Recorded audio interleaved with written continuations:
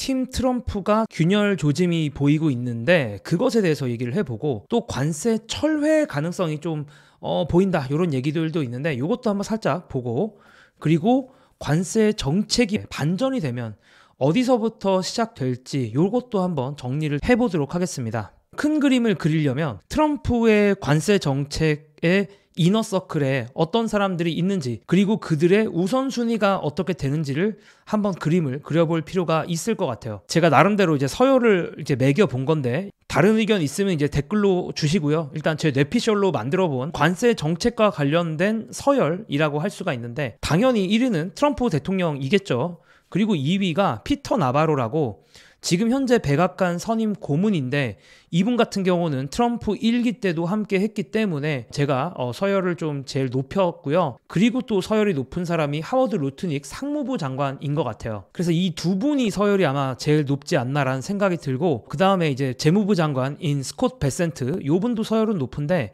스콧 베센트는 살짝 이 이너서클에 밀려있는 듯한 정황들이 있기 때문에 밀리는 듯한 느낌이 좀 있고요. 제가 그리고 선을 좀 그었죠. 왜냐면은 이분들은 정부에서 이제 공식적으로 백악관에서 공식적으로 일을 하는 사람이고 뭐 물론 이제 일론 머스크도 넣을 수는 있겠지만 관세와 관련된 걸 맡은 건 아니니까 일론 머스크는. 그래서 일론 머스크는 이제 그 다음 트럼프의 열렬한 지지자이자 그런 사람이긴 한데 관세 관련된 정책에서는 우선순위가 떨어질 거다라는 생각으로 이제 써놨고 그리고 이제 빌 에크먼 유명 헤지펀드 매니저인데 트럼프를 지지하는 것으로 유명했죠. 자, 제가 잠깐 순위를 바꿨는데 테드 크루즈 같은 경우를 좀 더 순위를 올리긴 해야 될 것 같아서 이분 이제 공화당 상원 의원이고 친트럼프 파다라고 볼 수가 있겠습니다. 그래서 관세 정책과 관련돼서 오늘 얘기를 좀 할 건데 각각 사람들의 발언들이나 이런 얘기들이 나오거든요. 근데 이제 우리가 이런 얘기를 들을 때 생각해야 될 거는 결국에 이 이너서클에 있는 사람이냐 아니냐 요거를 좀 생각하면서 이들 발언의 어떤 무게에 대해서 고민을 해보면 좋을 것 같아요. 그래서 이렇게 제가 나름대로 좀 순위를 이제 매겨봤고요. 일단은 일론 머스크 이야기로 한번 시작을 해보겠습니다. 일론 머스크가 몇 시간 전에 인터뷰를 했는데 일론 머스크는 미국과 유럽이 무관세 방향으로 나아가길 희망한다 이런 얘기를 했어요. 그러니까 관세 정책에 대해서 일론 머스크는 좀 반대한다 약간 그런 뉘앙스를 주는 부분들이 좀 있는 것 같아요. 물론 일론 머스크 입장에선 또 유럽에다가 테슬라를 팔아야 되니까 관세 전쟁이 벌어지면 일론 머스크도 사실 좀 곤란할 수는 있거든요. 그래서 그런 부분에서도 한 얘기인 것 같긴 한데 어쨌든 간에 관세에 대해서는 일론 머스크는 좀 더 유하게 나갔으면 하는 그런 진영에 있다라고 볼 수가 있을 것 같고요. 최근에 이제 시장이 워낙 폭락하면서 여러 가지 말이 나왔는데 피터 나바로라고 제가 아까 말했던 서열 2위라고 할 수 있겠죠. 백악관 선임 고문이 CNN과 인터뷰를 했거든요. 그래서 이분이 이제 얘기했던 게 곧 시장은 바닥을 찾을 것이고 그 다음부터는 다시 강세장이 올 거다. 그리고 다우가 5만을 찍을 거다라는 얘기를 했어요. 참고로 오늘 다우지수 38,000입니다. 한참 갈 길이 먼데 어쨌든 피터 나바로가 토요일날 CNN이랑 인터뷰에서 이런 얘기를 했는데 자 이걸 듣자마자 일론 머스크가 트위터를 참지 못하셨어. 그래서 일론 머스크가 자기 트위터에다가 피터 나바로 인터뷰한 영상의 댓글로 하버드에서 경제학 박사를 받는 것은 좋은 게 아니라 오히려 나쁘다. 왜냐면 이제 피터 나바로가 하버드에서 경제학 박사를 받았거든요. 그걸 이제 깐 거야. 왜 이게 나쁜 거냐면 결과적으로 경제학 박사를 받으면서 브레인스 분의 이고가 1보다 훨씬 큰 문제가 생긴다라는 거죠. 자, 이게 뭐냐? 이거를 이항을 하면 수학 얘기를 하게 되는데 이 브레인스가 분 모에 있으니까 이 브레인스를 이쪽으로 보낼 수 있겠죠. 이쪽으로 보내면 이고 넘을 수 없는 4차원의 벽 브레인스 이렇게 되지 않습니까? 그럼 이게 무슨 말이냐? 그의 어떤 자존심, 그러니까 하버드 박사를 한 사람의 자존심이 그의 지능보다 아득히 높다라는 거죠. 그래서 이 자존심이라고 해야 되나, 이 이고라고 해야 되나 이런 것들이 너무 이게 크다, 자기 생각이 무조건 옳다, 그런 악효과가 있다, 그런 얘기를 이제 일론 머스크가 깠는데 나름 피터 나바로도 트럼프 1기 때부터 한 트럼프의 측근이거든요. 그래서 일론 머스크가 너무 트럼프의 측근을 좀 또 까지 않았나 이런 생각이 들긴 했습니다. 그래서 요거 살짝 약간의 균열의 여지 플러스 일론 머스크는 확실히 좀 관세 정책은 좀 불편한 듯한 느낌. 이제 관세 정책의 불편함에 대해서는 좀 조심스럽게 말한 거긴 한데 그래도 피터 나바로의 인터뷰에 대해서는 되게 신랄하게 까서 결과적으로 일론 머스크의 마음은 약간 트럼프가 기분이 나쁘지 않을 정도로 관세 정책을 비판하고 싶은 게 아닌가라고 저는 좀 생각을 했고요. 그리고 빌 에크먼도 X에다가 글을 올렸는데 어떤 글을 올렸냐면 그러니까 이제 관세 정책을 발표했기 때문에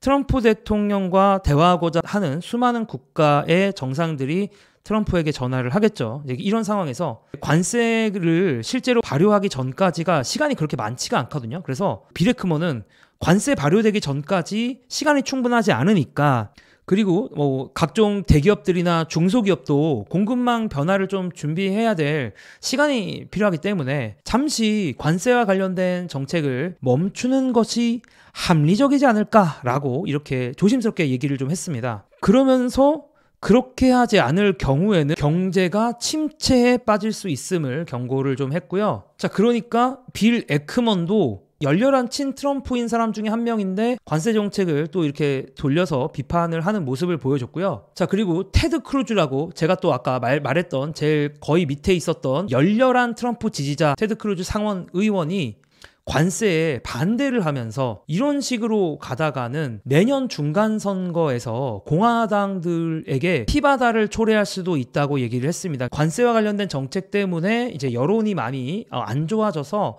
공화당이 내년에 있을 중간선거에서 크게 질 수도 있다. 이런 얘기를 이제 우려에 섞인 발언을 한 거죠. 이게 진짜 최근 한 며칠 사이에 급격히 여론이 좀 바뀐 느낌은 있어요. 그러니까 여기 계셨던 분들, 이 밑에 세 분들은 원래는 트럼프가 뭘 해도 거의 대부분 지지하는 듯한 발언들을 했는데 일론 머스크나 테드 크루즈나 빌 에크먼의 관세에 대한 생각은 분명히 반대인 것 같고 이제는 공공연하게 반대의 발언들을 하기 시작했다. 라는 건 큰 의미가 있는 것 같습니다. 그러니까 이 팀 트럼프 내에 분열의 조짐이 생기기 시작했다라는 거고 아무래도 그것은 주가가 워낙 흔들리다 보니까 또 엄청난 불확실성을 맞이하고 있다 보니까 이렇게 이제 하는 것 같고요. 자, 이번에는 서열 4위에 있는 스콧 베센트 얘기를 좀 해볼게요. 그 스콧 베센트가 이번에 블룸버그 뉴스를 보니까 이 관세 정책과 관련돼서는 결정적인 역할을 하고 있지 못하다 이런 기사들이 좀 나오고 있어요. 관세는 주로 트럼프의 이너서클 그룹에 있는 소수에 의해서 만들어졌는데 베센트가 관세 발표와 관련돼서 주된 결정권자가 아니었다라는 기사들이 계속 나오고 있고 이게 뭐 블룸버그 기사뿐만 아니라 여러 군데에서 기사가 나오고 있어요. 그래서 거의 한 게 없다. 그러니까 이 회의에서 베센트는 의견을 내기보다 앞으로 있을 시장과 경제에 대해서 잠재적 시나리오를 제시하는 역할 정도만 했다라고 하거든요. 그러다 보니까 아예 베센트가 그만두려고 하고 있다. 이런 상황에 되게 충격을 받고 그만두려고 하고 있다라는 얘기도 있고 아니면 스콧 베센트가 아예 피터 나바로나 하워드 루트닉 같은 사람들과 갈등을 벌이고 있다.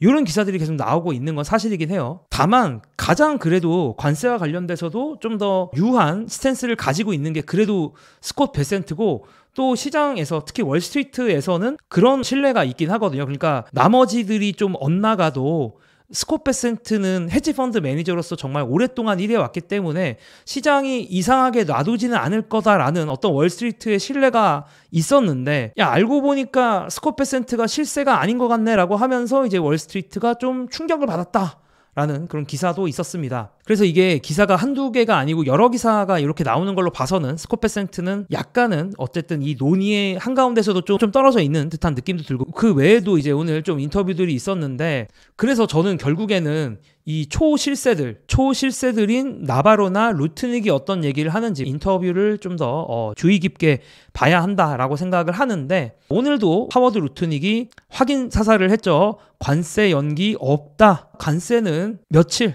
동안 유지될 것이다. 이렇게 이야기를 했습니다.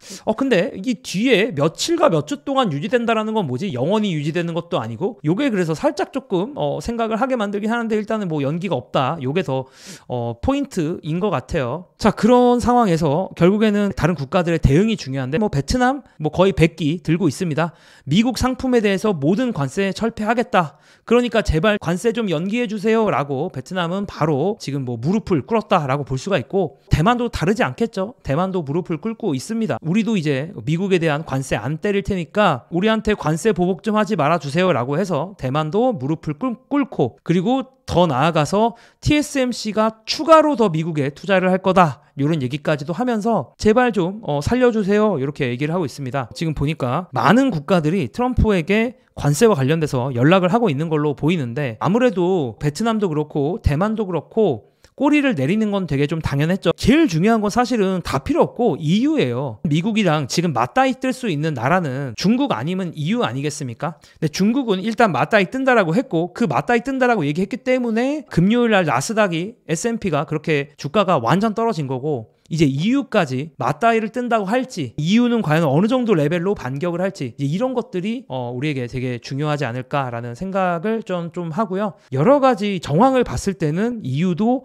어느 정도 보복 관세를 준비하고 있는 것 같아요. 당장 기사가 없었는데 조금 옛날 기사들 찾아보면 한 3월 이럴 때 기사 같은 걸 좀 찾아보면 EU도 보복 관세를 준비할 수 있다, 이런 뉘앙스들의 기사들이 좀 있어서 또 하나의 걱정거리가 생겼다라고 얘기할 수가 있습니다. 그나마 다행인 건 트럼프가 중국의 이 보복 관세 발표에 대해서 별다른 코멘트가 없었다는 거고, 더 나아가서 원래 틱톡 인수 데드라인이 있었잖아요. 틱톡의 그 미국 사업권을 미국 회사들에게 팔지 않으면 너희 문 닫게 할 거야, 뭐 이런 식으로 트럼프가 협박을 하고 데드라인을 정했었는데, 그 데드라인이 다시 75일이 연기가 됐습니다. 이제 그런 것들은 여전히 트럼프가 관세뿐만 아니라 국가의 어떤 중요한 이슈들에 대해서는 얼마든지 협의를 할 의지가 있음을, 그리고 약간은 양보할 수도 있는 그런 의지가 있음을 보여준 거라서 그런 거 좀 다행이지 않나 라는 생각을 저는 좀 했고요. 자, 그리고 간만에 제가 가끔 다뤘던 세계 최고의 투자자 중에 한 명인 스탠리 드러큰밀러가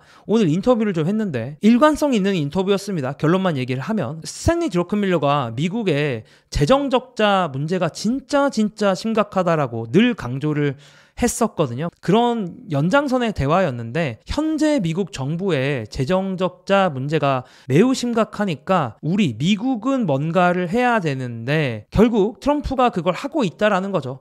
그 관세 정책 시장을 많이 뒤흔들고 있고 너무 지금 힘든 상황이지만 어쨌든 미국 입장에서 관세는 차악이다. 나쁜 건 맞는데 덜 나쁜 거니까 이걸 선택해야 된다라는 게 드러큰밀러의 얘기고요. 그래서 사람들이 지금 너무 관세를 대해서 너무 리스크가 많다라고 이야기를 하는데, 관세를 너무 높게 설정을 하지 않고, 그리고 상대방이 심하게 보복을 하는 것이 아니라면 위험보다 보상이 더 크지 않을까라는 말을 했습니다. 그리고 또 걱정되는 거 바로 이 정크본드 스프레드라고 하죠. 그러니까 얼마나 쓰레기 기업들에게 투자를 할 때 이자를 더 많이 받을 거냐라는 그런 지표인데, 아주 쉽게 말하면 채권 시장이 기업들이 망하는 거에 대해서 얼마나 두려워하고 있느냐라는 지표라고 생각을 하시면 되는데, 이게 지난 이틀 사이에 엄청나게 상승해서 거의 코로나 때 급으로 상승을 했습니다. 무슨 말이냐면 시장에서는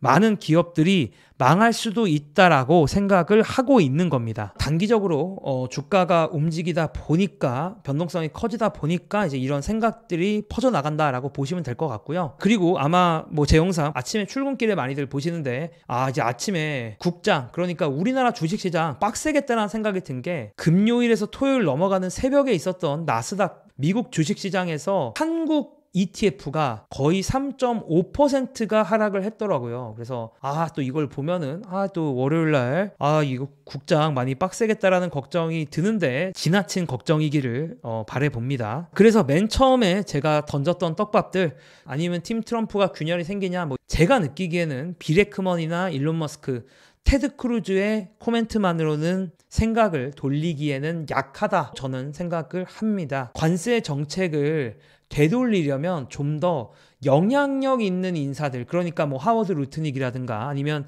피터 나바로 등의 의미 있는 발언들이 나와야 되지 않을까, 이런 생각이 저는 좀 많이 들었고요. 그래서 제가 서열을 계속 보여드렸던 겁니다. 다만 최근 이렇게 이틀 동안 시장에 발작했는데도 정말 이들이 눈 하나 깜짝도 하지 않는 거 보면, 심지어 서열이 더 낮은 스콧%조차도 눈 깜짝하지 않는 거 보면은, 그리고 이제 여기까지 왔는데 어떻게 할 거야? 뒤로 갈 거야? 여기까지 왔으면 또 계속 갈 것 같아요. 트럼프가 물러나지 않는 모습을 보여주긴 할 것 같고, 물론 그 기한은 결국에 트럼프가 뭔 짓을 해도 중간선거 때까지겠죠. 중간선거 때까지 트럼프의 목적은 이렇게 치킨 게임을 하면서 미국에게 필요한 것들을 얻어내서 자기의 어떤 공적을 쌓는 게 트럼프의 목표다라고 보시면 되고, 그래서 트럼프의 계획은 아마도 중간선거 직전까지 의미 있는 공적들을 쌓아서, 뭐 의미 있는 공적이라는 건 미국의 제품을 더 해외에 판다거나 아니면 미국으로 공장을 유치한다거나 뭐 이런 식의 어떤 공적을 쌓아서 중간 선거를 이기는 게 목표겠죠. 그래서 그런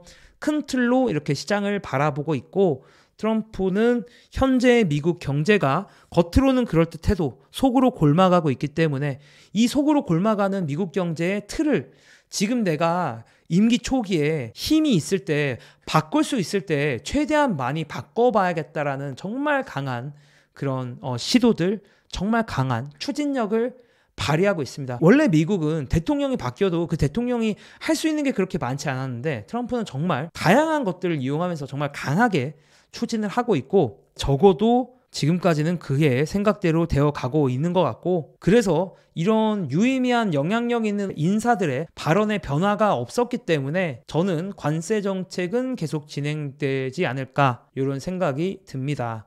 근데 제발 4월 9일이잖아요. 데드라인이 4월 9일날 이제 실시한다고 했는데 4월 8일 밤쯤에 트럼프가 마음을 바꿔주면 얼마나 좋을까라는 생각을 좀 하면서, 저는 또 관세와 관련된 얘기 당분간 계속 보고 있어야 될 것 같아요. 그 얘기를 조금 하겠고요. 저는 네이버 블로그를 하고 있고요. 블로그에는 최대한 투자와 관련된 얘기를 많이 쓰고 있고, 인스타그램도 하고 있는데 사실 인스타그램엔 투자 얘기를 그렇게 많이 하진 않아요. 블로그와 인스타의 주소는 고정 댓글에 있으니까 참고를 해주시면 좋을 것 같습니다. 감사합니다.